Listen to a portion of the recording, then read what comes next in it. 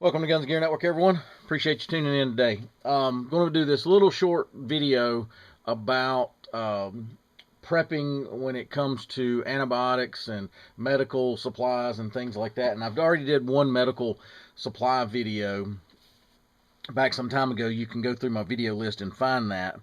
And I think preppers can sometimes, I don't want to say waste money, but I think that they can prioritize their money a little better if they're on limited budgets when it comes to medical.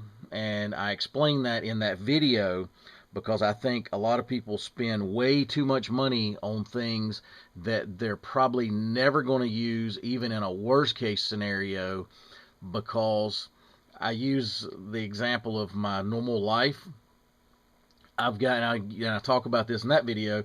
I explained to people that I've got medicines that went out like 7, 8 years ago that I've used, like cough syrup that I used one, a handful of servings out of, and that was it, and it went out of date. Or Band-Aids that are so old that the boxes turn yellow and the Band-Aids barely work, and things like that. So I think a lot of people that go out and spend a ton of money on a lot of those type things can be better suited spending money on things that really matter, and like antibiotics, even to the point of people that are buying the surgical kits and things like that. Let's be realistic here, and let's give this scenario. Let's just say you got into a firefight, you got a gunshot, and you used your trauma kit. This is during a crap hits the fan. Limited medical availability as far as professional medical availability, getting to a hospital, in other words. And you're able to stop the bleeding temporarily, but you're going to have internal damage, but you are able to stop the bleeding. Well, that's great, but you're going to have to get to a hospital or somewhere to get yourself repaired, right? So the idea that you're going to plug yourself with some tampons or some, gauze or whatever, then you've got to get to a hospital to get that fixed. Because if not, the bleeding will stop. It'll clot. There's all kinds of things that can happen. Infection can set in short order if you're not getting repaired and sewed up. Okay. But there's certain things that'll kill you pretty quick, like the flu or infection, because you had a bad cut or whatever, and pneumonia and things can set in. You've got to have antibiotics. Now, fish antibiotics is talked about all over the internet, and I'm not going to give a big spiel about fish antibiotics and prepping and all. Let you do your own research, but I have some basic antibiotics. This is a small example of some things I have. I didn't want to drag out all of it, but this is just a few examples of some things I keep on hand. Keep in mind that you need to research antibiotics, because not all antibiotics, one antibiotic may treat one thing, another antibiotic treats something else. You're going to have to be able to figure out exactly what you got going on and which antibiotic works for that particular ailment. So, tooth infections, things like that, nasal infections, whatever, may require one antibiotic. There's some broad spectrum antibiotics that hit a lot of different things. And I talk about that in that other video too. So go back and I'll link to that other video to kind of give you some ideas. Nothing wrong. I have a lot of those things. Don't get me wrong. I've got a little, field surgical kit. I've got sutures. I've got the, quick clots. I've got all that stuff. So don't think I'm saying not get it. I'm just saying be realistic with it, because I look at prepping in a couple different ways. One, I'm prepping to where it's normal, fairly normal life. Things happen. I'm the first responder, but yet there's an ambulance on the way, but it's 10 minutes out, and I was able to stop my bleeding, or a family member or a friend or, somebody like that, because they got shot or stabbed or something. And then we're going to be able to carry on, hopefully, and save that person. Then you have the situation where you can't get to the hospitals, or they're so backed up, type scenarios where being realistic as far as, whipping out some sutures and sewing yourself up or anything like that, pretty tough. Now, some wounds, obviously, you can sew yourself up. Been done plenty of times, IVs and all this other stuff. That's very still short term, guys, as far as being able to save yourself or a family member or friend long term.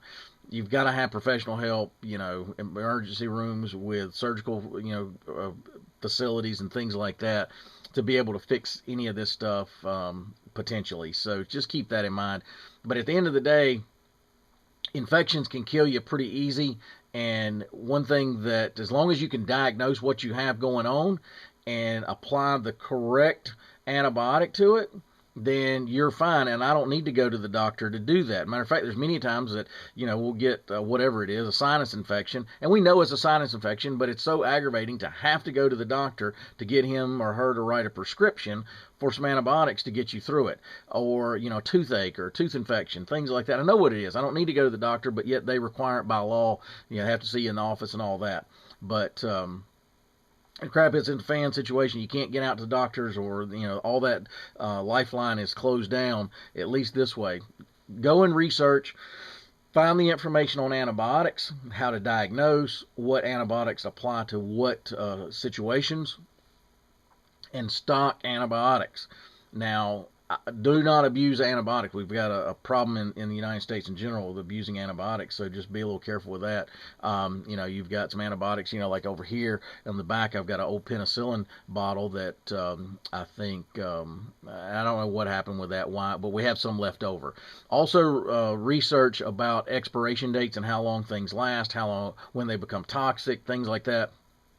But I will say this, from all my research and everything else, a lot of these antibiotics, and it's been studied by the government and a few other places, public and private institutions studied it, that a lot of these medications are just fine years later. They may lose some of their potency over time, but they're fine well beyond the expiration date. So don't get too wrapped up about that. It'd be nice if you've got the extra money to rotate maybe through things every, say, 3 to 5 years. Some of these things do become toxic over time, so be sure you're researching that, storing that information somehow, either printed or otherwise, to make sure that you're understanding, because you don't want to add insult to injury and make yourself worse by taking a medication that's out of date and it has become toxic, that could cause you other problems that you didn't have, that you may have been able to beat the situation if you just kind of let it run its course. Also keep in mind, things will run its course sometimes, so antibiotics are one of those things that if you let it run its course, it should. A lot of times your body has mechanisms to help fight off that stuff, that infection and things, and be able to get past it. But guys, I don't want to say don't waste your money on a lot of, tons of Band-Aids and aspirin, because again, I've got aspirin that probably expired 3 years ago and the bottle's 3/4 full. So just keep that in mind.